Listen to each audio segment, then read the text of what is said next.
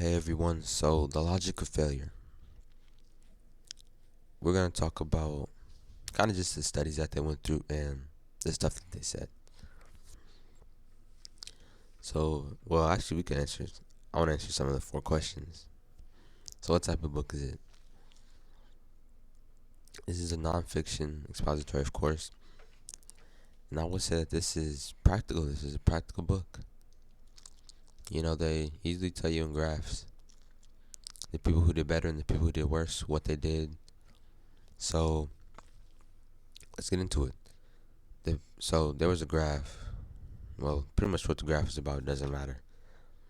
But the people who asked the most questions in the beginning, they tended to have a better record. So, like the people who asked the most questions, I'll just say it again, they had a better record and they did better than people who didn't ask as much questions. So, that's pretty simple. The people who know more do better. That's what they're trying to say with that. And I would agree with it. Just cuz like wow, if I know more, like we can put this into a school perspective easily. So, I'm in math class, and if I ask most of the questions that I didn't know in the past and now I know the answer to, of course I'm going to do better than a kid who's in the corner and who doesn't ask any questions and who just lets himself be lost. So it's not that, or it's believable basically. You know, like you can see the trueness in it. So ask questions when when you're in these situations. Also, that was pretty much like the whole beginning of the book, maybe the whole half of the book. And the end of the book, they talked about something greater, which was setting goals. And goal setting is something that's great. And I honestly I forgot about it. I forgot about it. Like setting goals is powerful because it could let you see like your growth instead of like wow me reading books and not knowing what's happening.